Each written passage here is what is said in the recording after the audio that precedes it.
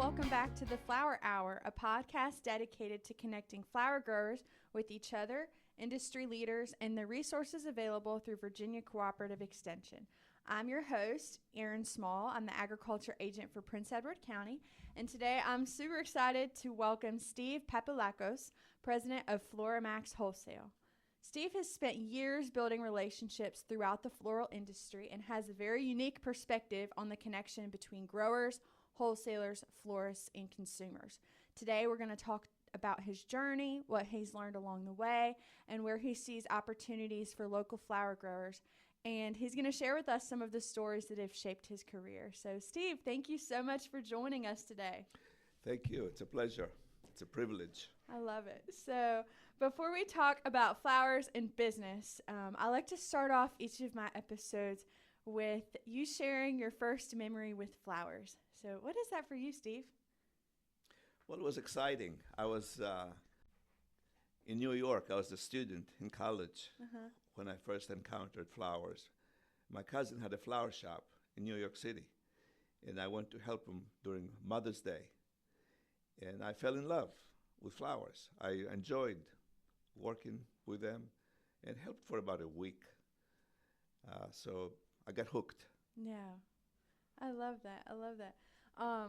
What did you think your life would look like when you were younger? Did you think you would be working with flowers for your career and running a big company like you do today? No, actually, that was the furthest from my mind. I was raised thinking that I would become a doctor. That's why I went to college. And I guess by accident, having worked for my cousin for a while, I fell in love with flowers, and I abandoned after I got my degree in biology. I went to graduate school, and I dropped out of college to become a florist. Wow. So that's how I became flower shop owner and then wholesale and a grower. Yeah. But I enjoyed the whole industry. That's awesome. That's very brave of you, too, to pivot careers like that, you know, to leave everything that you'd been working hard for and investing in and, you know, take a chance on something. Well, I don't think my heart was in it. It was mostly my parents. Yeah, okay. A dream. Because I grew up in a farming community. My dad had a dairy farm growing up and worked very hard at it. Okay. So when we emigrated to the United States, I was determined to continue. Did not want to become a farmer, that's for sure. So, but after I got hooked with the flowers, I changed my profession. Okay. Great. Thank you for sharing that. So it seems like that's how you found your way into the floral industry. And, you know, was there a moment working in the flower shop when you were like, oh, this is what I want to do. This is going to be my calling? Well, I don't think there was a moment, because it takes a while to get used to it.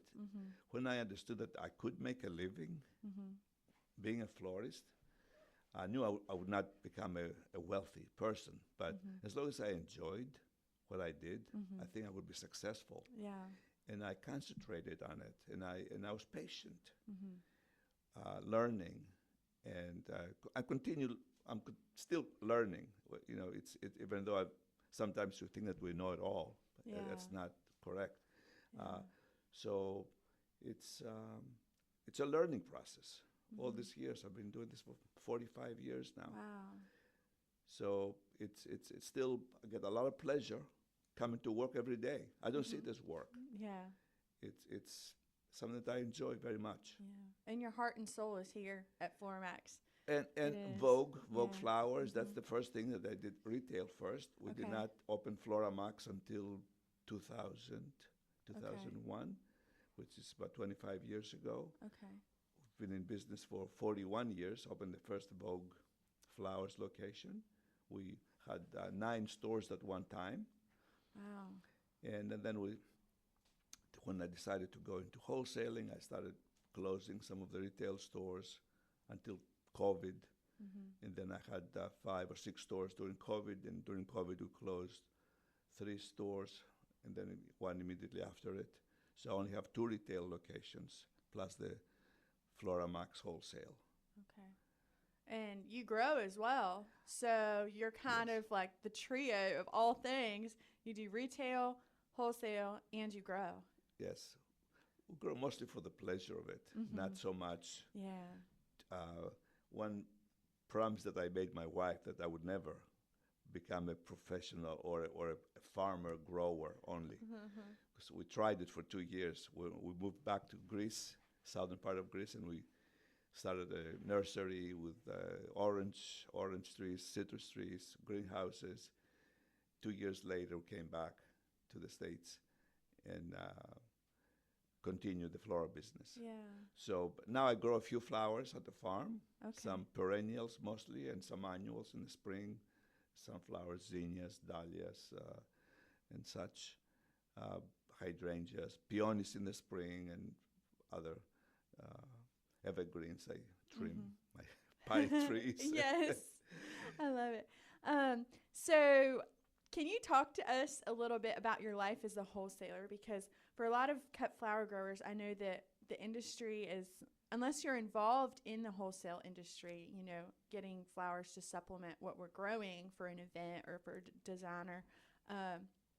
Tell us a little bit about your life as a wholesaler. So when you wake up in the morning, I know you're here really early. What does a day in life look like for you? Well, I spend most of my time these days in finding the product. We've had very good relationships with the farms in South America, Colombia, Ecuador, Costa Rica, Central America, Canada, Holland, of course, who bring many flowers from Holland. So I usually have a list of flowers that I need to get on a weekly basis, the standard. And we have made some of those as standing orders. Every week we know you're going to get so many pom-poms, daisies, carnations, roses, certain varieties. But then we supplement with additional flowers every week. Special orders, specific requests for certain variety or color. So I spend a lot of my time thinking, where will I find this product, this flower? So it's basically, it's more or less a full-time job. Yeah. Acquiring, finding the product. And my main concern is that what shape will it be? Will the quality be right? Am I going to be able to satisfy my customers? So there's so many things that can go wrong. And sometimes they do. Most of the time there are no problems. But once in a while, the shipment is not going to arrive on time. It's not going to. It's going to miss the airplane, the flight, or the truck. So sometimes you have to FedEx product or fly it, which is some complications. But most, I would say that 99.9% of the time we get everything that we request and ask for. Okay. We've had a very good relationship with all the farms that we get the products from. That's great. So have you gotten to travel and visit some of these farms throughout the world? Unfortunately, not so much. No, No. I have not. Other than well, I've been to Holland, to the auction, and we deal with two or three actually companies from Holland direct, and on a daily basis they send me their availability, and I order online from them. Okay. But the local farms, we of course we also get product from Canada, which is a great company, and flowers from New Jersey, the Garden State. They was to start now at the end of June and until October, the end of October, till they get the first frost. Okay. And they're very well organized, both the Canadians and the people from New Jersey. That's something that I would like to see our local growers to do, to get enough product. And I'm talking about, it doesn't have to be a big farm, but an acre or two, but do some intense growing, organizing, 2 or 3 growers getting together. That's what we get flowers from 2 or 3 growers from New Jersey. And we meet the truck in Northern Virginia every Wednesday.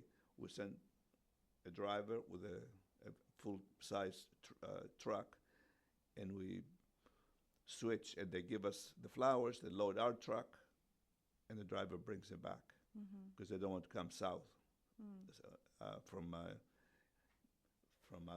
Northern Virginia, from D.C. Okay. So, but they're good quality. You know what they're going to have ahead of time. They'll send me an email, hey, Steve, this is what we have this week.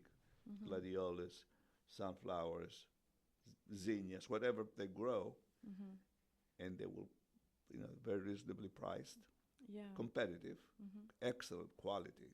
Okay. So, and I like to buy from locals, until North Carolina. We bring a lot of flowers from North Carolina. Wilmington is a Dutch grower there. Okay. That we get many sunflowers, a lot of peonies. I believe during, Mother's Day, just before Mother's Day, we started getting, I must have bought over 10,000 stems of peonies from the guy from North Carolina, in addition to the other flowers. Yeah. Locally, I don't know of anyone. Actually, I did buy all the peonies from a gentleman from King William. Okay. He had, and he would bring them to me. He would say, hey, Steve, he would call me, I have 200 stems. I said, just bring them over. Yeah. So he would bring them, and we used like a lot of product. Yeah, that's wonderful. So we do have some growers that work together and they sell collectively. So if they wanted to connect with you as an avenue to sell, what are you looking for as far as quality goes? Like what specific things are you needing from them? Well, the quality is number one, okay? And the price has to be competitive. And I know sometimes it's difficult. I think most important, grow flowers that are difficult to transport from the other countries. And some flowers don't transport, like dahlias. We get a lot of dahlias from California. Right now, we have been getting dahlias from South America, but they are expensive, and the quality, it's not very good because they travel so far. But the local dahlias, they're so much better. I do grow dahlias, and I see the difference because you cut them in one day and you have them in your shop next day, not traveling for 3, 4, 5 days. So that's what's important, to grow flowers to be competitive. You have to have flowers that the other countries or the other areas, it's difficult to transport, and the quality is right, so you can get what's worth. They should not grow daisies and pom-poms and carnations, flowers that last for weeks and they travel well. They could keep them for a long time. But the flowers like tuberoses, for example, tuberoses, I cannot get enough. I could right now getting tuberoses from Mexico. Oh, wow. And we're paying $8-9 a bunch, about 80 to 90 cents a stem. And they don't last. They don't hold well. And I would rather get a local product. So if they can grow, like I said, certain flowers that don't travel well, and the price, the quality and the price has to be competitive. It can be a little bit higher, but you cannot. I've had people who want to sell me some flowers for $1 a stem, and I said that's higher that I'm selling them. I'm reselling it, so I cannot. They cannot compete with that, because we expect to pay maybe 40 to 50 cents a stem. So they need to be competitive. So it sounds like maybe some of our growers listening could take that into their plan, for next year, for what they're putting in the fall, to be able to supply you. So who knows? That's maybe ideal. Maybe people listening, maybe you're going to get a ton of local growers coming to your doors. I hope so. So it sounds like that is a great opportunity. What's a challenge that people from the outside may not realize that wholesalers face? Well, like all businesses, we face the same challenges. You have to be patient and persistent, and don't compromise with quality, and you have to be aggressive in the pricing. We have to be competitive. We have competition from everywhere today, whether you're a wholesale or retailer. Everyone, including the supermarkets, the order gatherers, people on the internet. You can buy flowers from the Amazon. You can buy flowers from everywhere. Yeah. How do we differ? How can we make ourselves stand out? Yeah. It's a challenge. So you have to always try to improve service, of course, because they can, whether you have a flower stand or go to a neighborhood, what do you call them?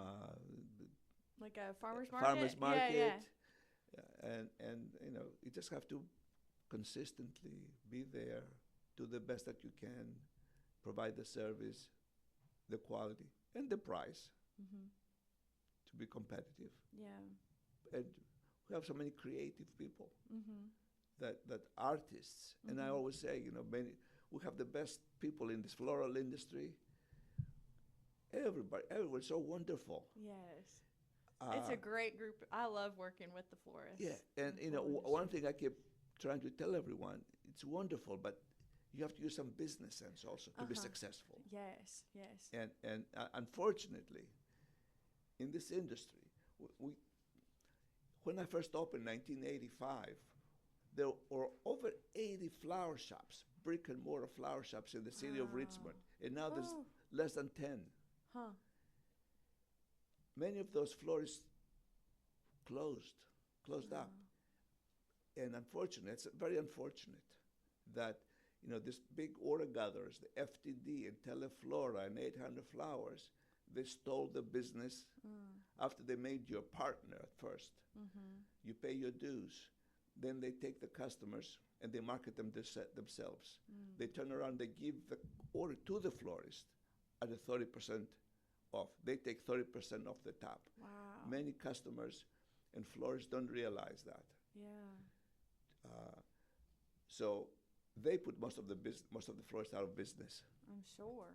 And when I try to educate some of the florists, I don't belong to any of those wire services. I did that first until I learned.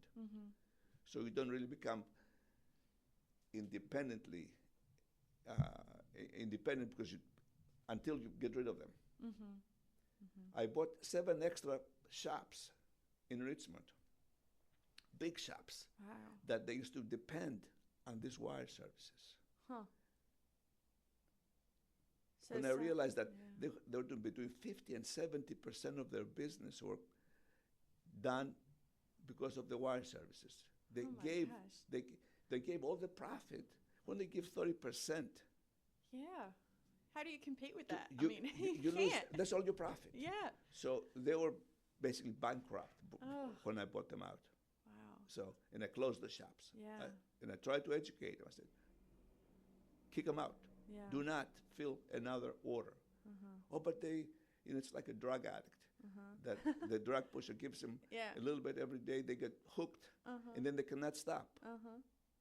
When they know it's a demise, you continue doing it. You're going downhill every day. Yeah.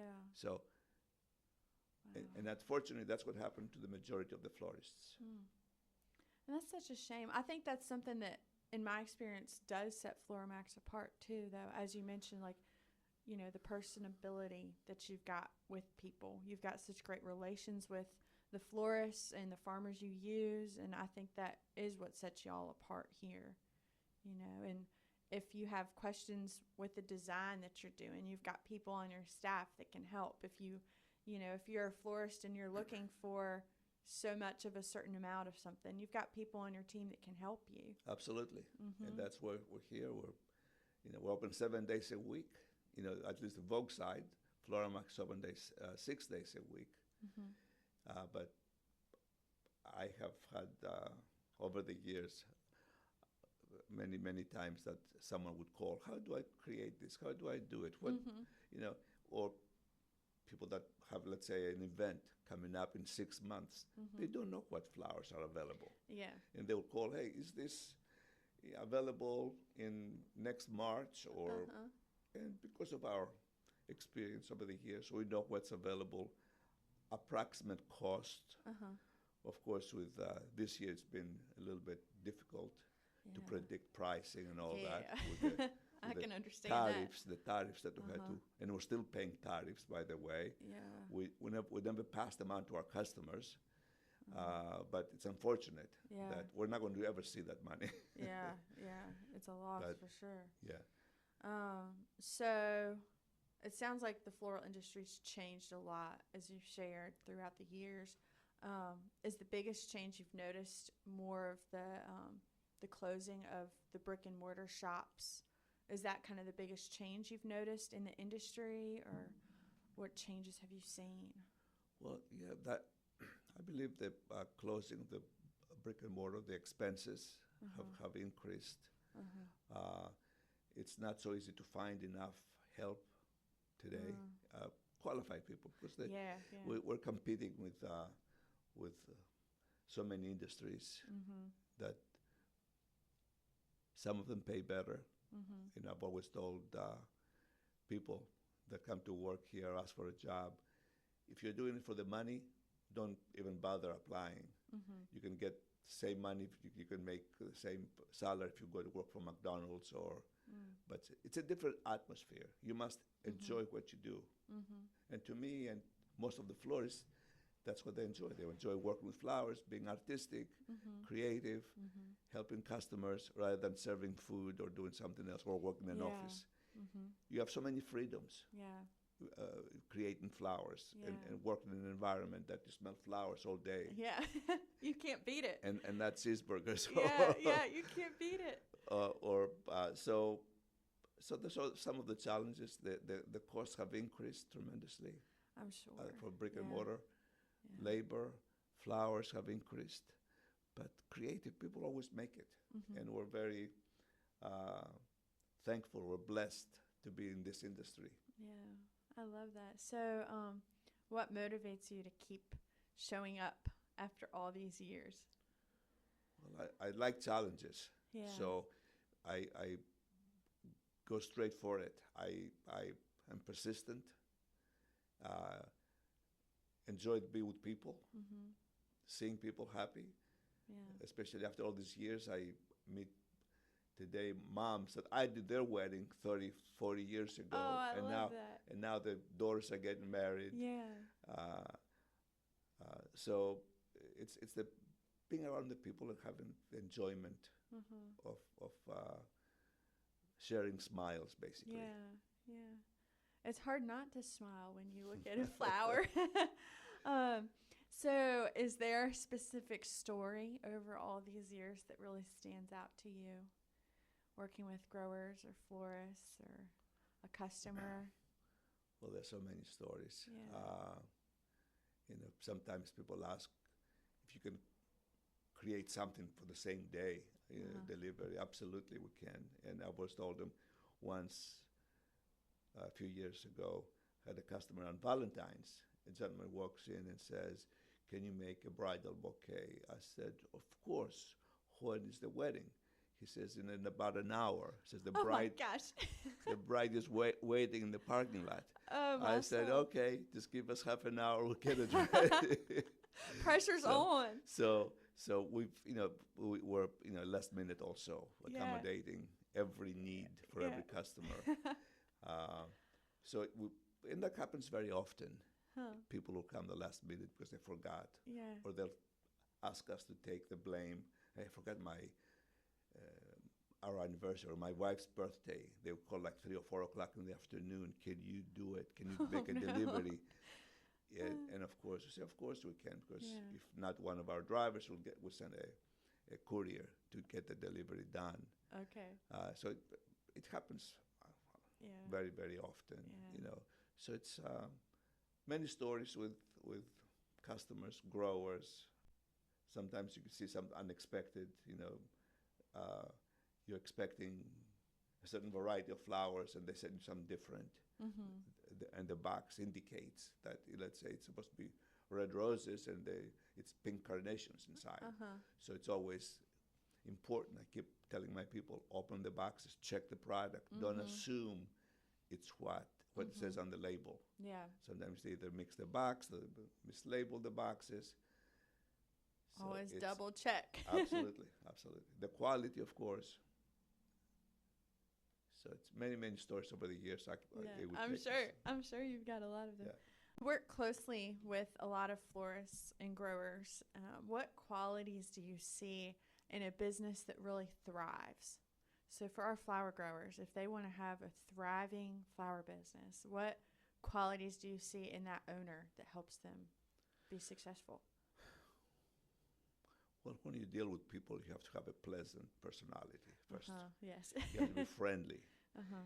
You need to be accommodating. You want to help your customers get the best out of the flowers, make it worthwhile for them.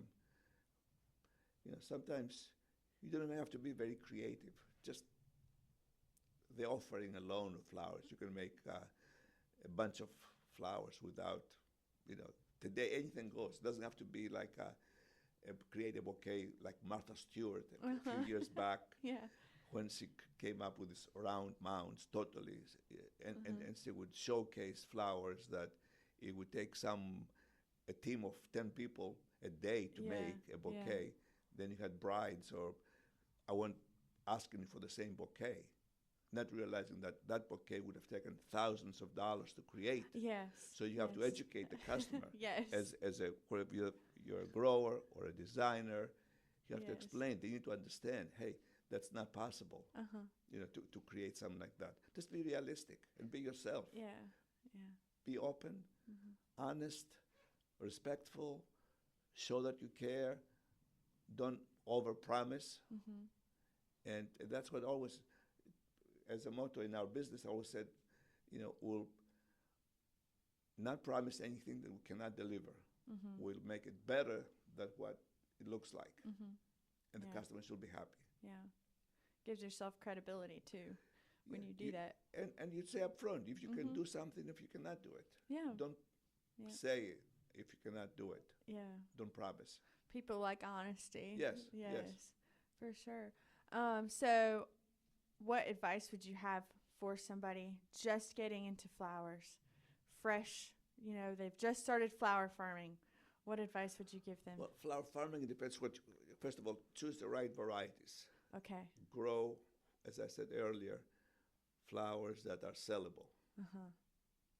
It's okay for your pleasure to grow something in a corner or something like that. Like I have a field of wildflowers that I grow just for them, just to look at them right now, and I enjoy that. But something that you can sell, something that you can make money. You need to grow flowers that are sellable. Yeah. Practical, practical. If you're starting new, have some backup, have a plan, because it will take a while to make a living growing flowers or starting a business, whether it's a flower shop or a stand. Have some backup plan. Have enough savings for a year, or have some support, someone to help you get to the point where you can become independent, growing flowers or selling flowers. Yeah. Because you don't want to fail when you're getting started. No. And it's disappointing.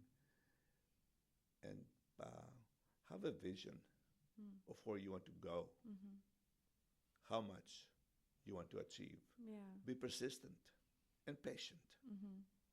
It will take a while. Yeah. Did you have a mentor when you first started out that kind of supported you, or? I did not. Yeah. I did not have a mentor. It just, like I said, after I tried myself growing trees and such and vegetables, I did that for a couple of years. I knew I did not want to become a farmer full time, so I chose the retail side and I did not, other than my cousin that I worked with him for a few months, and I learned not everything, but some of the business. Because you learn as you go. Yeah, you learn by doing it. Yes, by doing it. Yeah. I did not have a mentor or someone to show me the way. I've learned by making some mistakes, trial and error, but I did not make any major mistakes in my career in flowers. That's awesome. Well, and it seems like you very much made the way because you've got a very successful business and supportive team here. And Yes, we're thankful for all of our employees. Yeah. We have over 40 employees, Okay. full-time employees, and of course, that increases during the holidays. Mother's Day, we have another 30 or so extra drivers delivering flowers and holidays. Yeah. But we've been thankful and grateful to all of our associates. Yeah. I love Yeah. it. So, Steve, before we close out, I want to do a little lightning round. So I have some quick little questions, and I want you to just say the first thing that pops in your brain. Okay. So, what's your favorite flower? Hydrangeas, Hydrangeas. What's the most underrated flower? carnations, What's one flower you'll never get tired of seeing? roses, Oh. What's your favorite season? spring, Coffee before flowers or Absolutely. flowers before coffee? coffee. The first thing, I'm usually making coffee at 5 o'clock in the morning. Woo! So you're up early with the dairy farmers still. That's right. I'm Still used to in- that. Yes. What's the best piece of advice you've ever received? Be patient and persistent, I love that. and you'll do well. Yes. What's one word that describes the floral industry? Blooming. Blooming. Blooming. I love it. That can be our bumper sticker. Love it. So, well, Steve, thank you so much for sharing your story, your experiences, and your perspective with us today. I appreciate your willingness to pull back the curtain on the wholesale side of the floral industry and highlight the importance of relationships throughout the supply chain. And thank you to our listeners for joining us for another episode of the Flower Hour. Whether you're growing your first row of flowers, managing a thriving farm, or supporting the industry in another way, we hope today's conversation leaves you feeling more connected to the people and the stories that make this community so special. So if you enjoyed this episode, be sure to give it a like, give us a follow, and stay tuned for the next episode of the Flower Hour. So Steve, thank you for joining us today. It's a pleasure. Thank you.